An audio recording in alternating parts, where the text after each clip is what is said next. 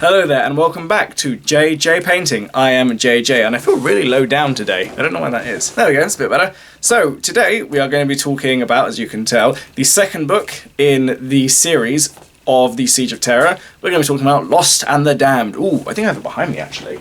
No I don't, I have Solar War behind me.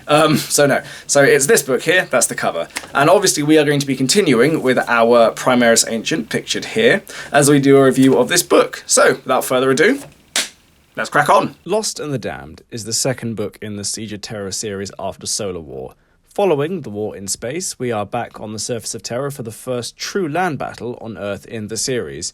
And I suppose the events of Outcast Dead don't really count, unfortunately. Sorry, but it's not on the same scale. It's the story of the early assaults on the palace, and it's the start of the siege of the Imperial Palace properly. We see things from very many perspectives, including the Primarchs on both sides, down through the Space Marines, the agents who are working clandestinely on both sides, and all the way to the common man serving on the front line. As before, similar to Solar War, there is a level of mystery and subterfuge that adds a level of danger and intrigue to the story overall. Truly, the Siege of Terra itself has begun in this book. So let's get to the overview. The difference between Solar War and Lost and the Damned is important in its tone. Whereas Solar War was all about whoosh crikey laser kapow massive space action, Lost and the Damned, taking place on one planet, doesn't lose anything for it. The tone of Lost and the Damned is ultimately much bleaker and far more introspective in many ways. The emphasis is on the hammer and anvil of siege warfare, and the calmer moments are juxtaposed against the explosive backdrop of a titanic bombardment taking place throughout the book. Everything here in this book also feels much more static as well, while Solar War was ultimately a book that was constantly in motion, and there was a literal journey going on from the outer to the inner rings of the solar system itself. The second Siege of Terra novel is far more still and a lot more static in its feeling. It very much feels like it's rooted in one place, and as a result everything feels like it's moving over a much shorter distance. There is also a much more melancholic tone to both sides of the conflict that lends itself to the book. It gives it a sense of loss whilst being set against the backdrop again of the high octane explosive action. And the other thing it does make you feel is the actual cost of the war. So the extent to which this conflict is costing the Imperium, it's costing the Renegades, and everyone who's caught in the middle. We see the effects that it actually has on the common people who are called upon to serve or are hiding in fear for their lives. We learn about the new terror that the Emperor tried to create being slowly eradicated by the bombardment from orbit. And it's almost, in many respects, a meditation on the futility of life itself. And here's a quick quote to give you a sense of what it's like from one character in particular. Katsushiro lost track of the date. It seemed to him that time flowed differently on the line. Life became a series of horrifying incidents interspersed by periods of exhausted terror. If he had been familiar with the old Catholic myths, Katsuhiro would have thought himself in hell. Despite all the privations and loss of liberty the rebellion had incurred on Terra, and the sorrow and death of hope for man's future, the war had been far away. Now he was living it.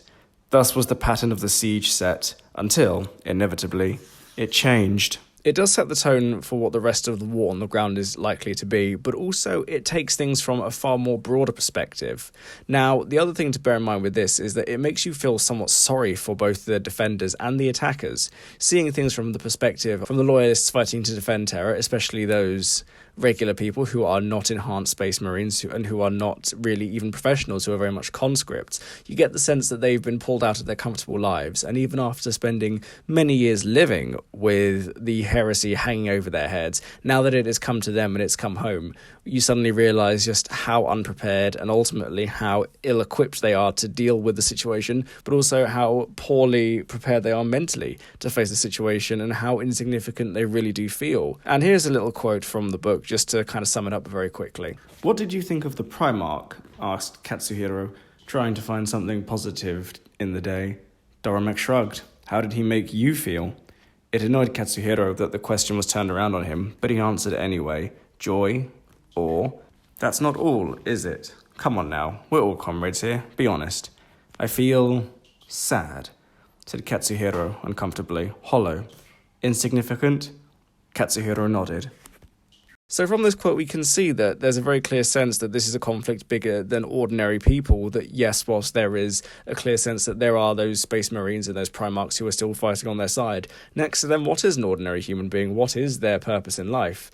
And as I say, it's almost a meditation on the futility of life itself, being a tiny, insignificant speck with an endless bombardment going on above your head, caught up in an epic clash between gods and demigods who barely even notice you're alive and could kill you without even noticing that you were ever really there.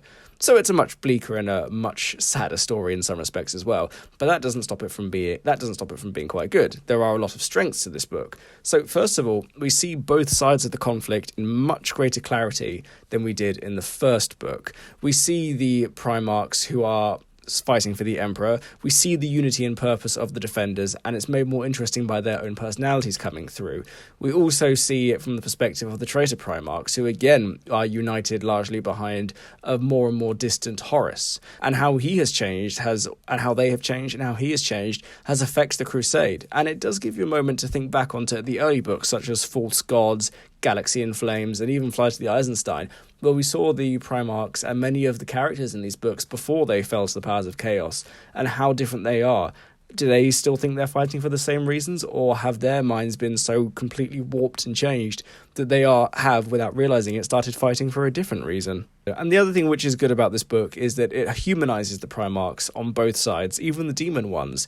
Even though this has been done elsewhere before, it's still important in a book like this, and especially at this point in the series, to remind us why we should care about the Primarchs. Whereas Solar War was far more focused on the action and the intrigue, it's fair to say that Lost and the Damned is far more interested in looking at the characters within it, and that's where the strengths in this novel come out. We have got interesting people in a far more static situation, and in some respect the book plays up to the strengths of the situation by being able to use those quiet moments to explore who these people are, where they've come from, and in some cases why they are still fighting. Now, the sad thing is that this book doesn't come without a couple of weaknesses. Obviously, this book has a much slower pace than Solar War, and whilst it's not entirely its fault, it's hard to go from a book like Solar War with all its crikey fun whoosh-pow-kapang laser battles and exploding down to a book which is by comparison a slow tortoise on a Sunday afternoon. And whilst I do appreciate why this is, and it does counterbalance this slightly with its more introspective and more in-depth character development, it is still quite a jarring change of tone. However, there is also an interesting lack of agency in the book from some of the characters. We know it's Horus's rebellion, but he still feels detached from the events, and that even though he is giving orders from his private chamber, it still doesn't really feel like he's that involved in it. And this is something which has been commented throughout the Horus Heresy series, and it would have been nice to believe that at this point on the Siege of Terra, we would have seen his involvement. He still continues his back and forth with the Emperor in their private chats in the Warp, but ultimately we don't see him engaging with the actual ground assault, not the way we would like to have, the way that other Primarchs such as the Khan, Sanguinus and Dawn, even though they are still all aloof from much of the action, do feel like they are ultimately and more tangibly involved in what's going on. And the other thing about this slower pace of the book is that things are a little bit more repetitive in places. This is to go back to the idea that this is a book about trench warfare and about attrition. Now, ultimately, again, whilst this can't be helped, it is a shame that in a book with a faster pace, these repetitive parts would have ultimately helped ramp up the tension as the speed increases. But in a slower book, ultimately, we find ourselves defending the trenches for the fourth time in 2 chapters, which can occasionally get a little bit much. And also, I do feel this book missed the opportunity a tiny bit to show us the rest of Terra, and it would help with context. So far, across the Horus Heresy books, every time we go to Terra, we only ever see it from the perspective of the Imperial Palace. It's quite rare that we see the rest of Terra, apart from in books such as Outcast Dead, and a couple of the short stories, especially in the Shadow War omnibus. So this would have been a nice opportunity to pay off some of those ideas, but unfortunately it didn't happen. However, this doesn't mean that the book is any weaker for it, and it is still a very solid book all round.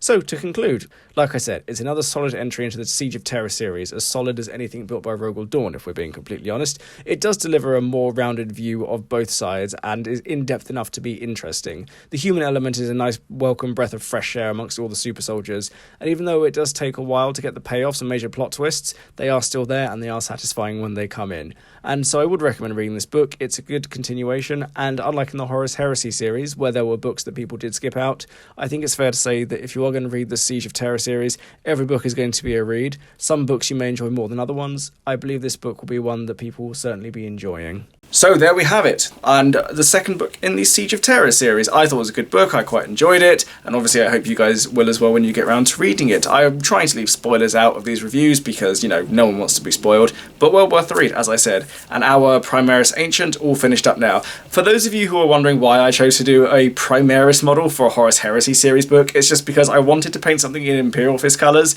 but I literally had nothing in to actually paint in Imperial Fist colours from the Horus Heresy range, so I just had to make do with what I had that I don't actually need to put into another project, so that's why he is the way he is.